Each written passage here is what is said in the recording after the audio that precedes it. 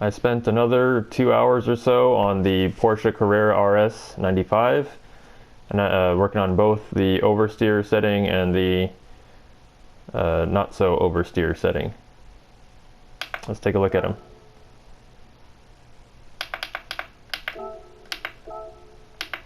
Okay, this should be, which one is this? This is the understeer setting. Let's do the oversteer setting first. 102. Okay. The suspension is a little bit different. I have the brake bias set to -3 on both settings now. And I'll start with the cambers. So this has, I'm going to assume, maybe 275 millimeter rear tires. Those are pretty wide for a car, a street car, but they're not really wide. They're kind of wide, but not really wide. So I could probably run less negative camber in the rear, and then the fronts are probably close to 255, maybe 245, I don't know. And around 3 degrees of negative camber is within operational range. But I'm going to leave them as they are because I don't really want to spend time optimizing cambers. It takes a long time. So what I've done with this oversteer setting compared to the previous oversteer setting in my previous video is I've locked up the differentials. So in a car that slides on tires that are controllable in slides, it's better to have a locked diff than an open diff. This is why budget drifters, people who drift cars, right? People drifting on a budget weld their differentials, because if the car comes stock, let's say it's a 240 SX, comes stock with an open differential, the whole car performs better with a welded differential. It's where both wheels are completely locked, both rear wheels are completely locked to spin the same speed all the time, than it is to have an open differential. And that is because you don't want the inside tire spinning a different speed than the outside tire when cornering. It just causes all the horsepower to be lost to wheel spin rather than pushing the car forward. And likewise, it works in this game as well. But another thing that it does is it smooths out the slides, because the grip gain and loss is relatively the same on the inside and outside tires. So in conjunction with the rear brake bias, I've locked up the, the braking sensitivity lock. And the initial torque lock is for the lift off oversteer. This still has a lot of lift off oversteer, but by having it locked all the way, it makes the lift off oversteer smooth. And I've changed the front spring to accommodate the brake bias and the soft anti-roll bar in the front, so that it doesn't oversteer too much, but it oversteers a desirable amount. And I've increased this rear spring by 0.03, and that's as much as I can comfortably increase the rear spring rate without it becoming too snappy.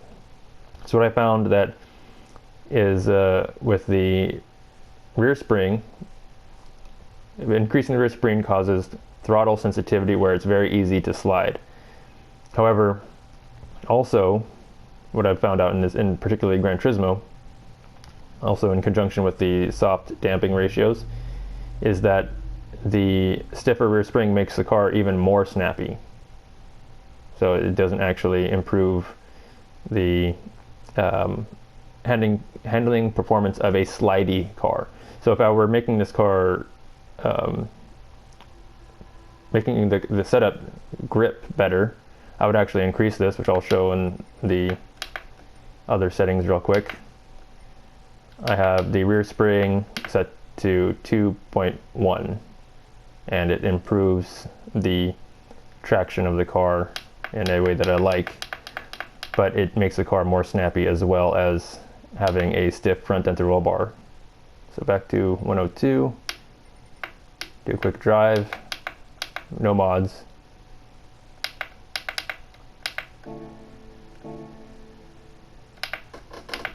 I'm gonna do one lap, try to keep this video short.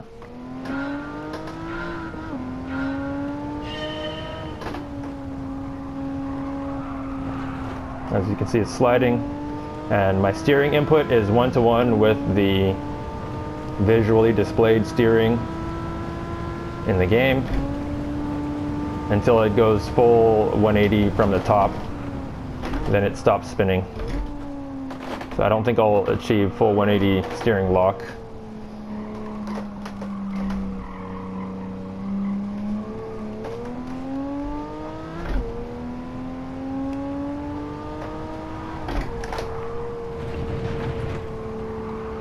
As you can see, it's very controllable in low angle slides. Still has a problem with high angle slides.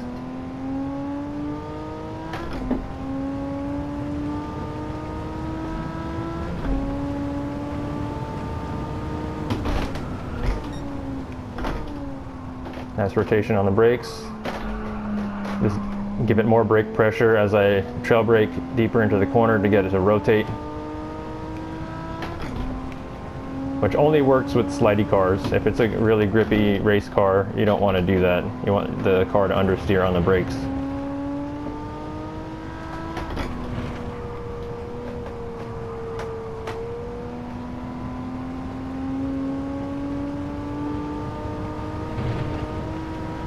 I need to lift here.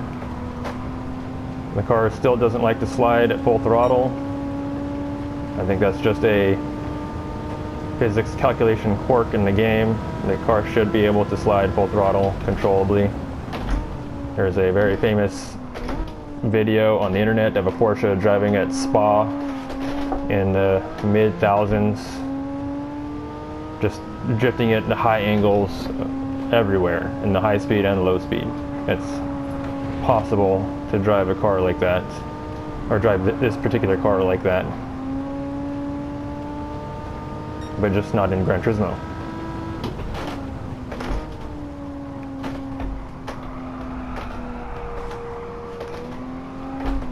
Too much throttle.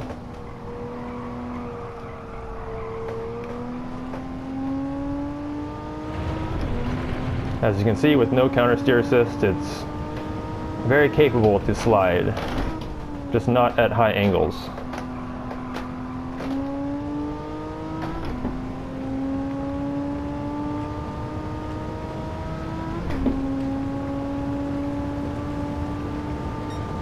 And I've been averaging around 2 minutes 30 seconds in that range for both these settings.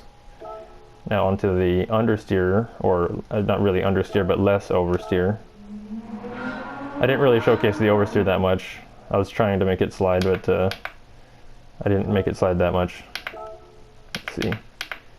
I'm just going to go to the details page. The 203 setting. And these are the settings. Much stiffer front spring with the same brake bias as the previous setup. And again, no mods, it shouldn't change per sheet. And these are the differential torques or sensitivity, lock sensitivities and everything. I have it to sacrifice a little bit of mid-corner slow speed performance for stability with the initial torque setting. It's not at maximum like it was with the other setting, but it is still really high. Because the front anti-roll bar is stiff, it's pushing the rear tires into the road more firmly, so I have a more open acceleration sensitivity. And that improves it reduces the slide, essentially, because this car is not meant to be slid around as much as the other setting was. So I don't want to induce slide as much. And then braking sensitivity, that again is locked up all the way to smooth out the slides on the brakes. So I can get more rotation. So if let's say I reduce this to a lower number, however low I can find that would be optimized for the setting, is that if I lowered this setting, I could run a stiffer front natural frequency and still get rotation on the brakes to a point. So the braking sensitivity allows the car's driven wheels to rotate at different speeds. And the more open it is, the more different speeds they can, more different the speeds can be. But there's a point where you're just locking the inside rear tire for rear wheel drive cars with rearward brake biases, and having a more open braking sensitivity does not improve the performance at all. But anyway, this is the setting that I chose for this setup. And I think that's it. Onto the drive. I explained everything in the other videos, so I'm not going to go into too much detail. This is just a more refined version of what I had already made in the previous videos. Still a lot of off-throttle oversteer.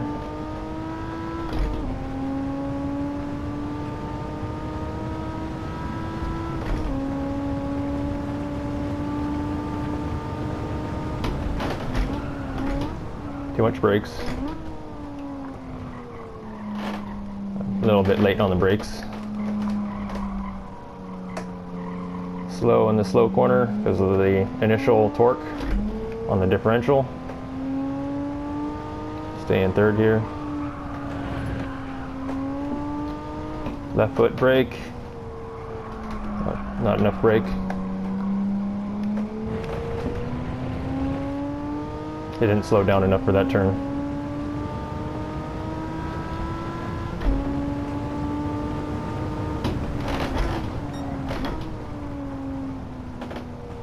Third gear, good rotation on the brakes. Less rotation than the other setting. This car is a little bit more snappy. It's tuned for less slip angle. Right foot brake here, not left foot brake.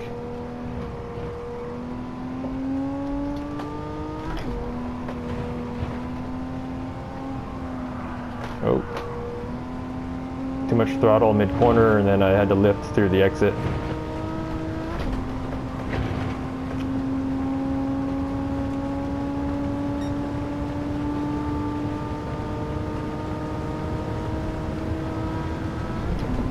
I was supposed to stay in fifth here and then brake at 100.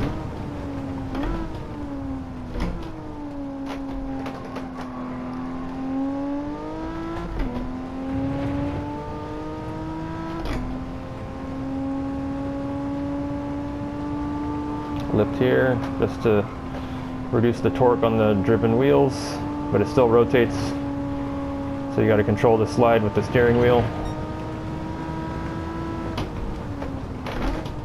Take this in third.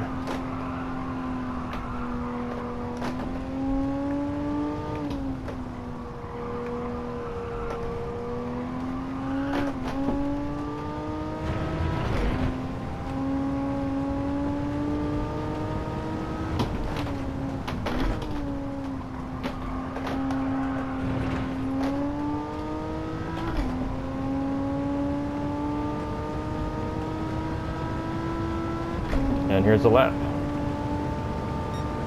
A little bit faster with a lot of mistakes.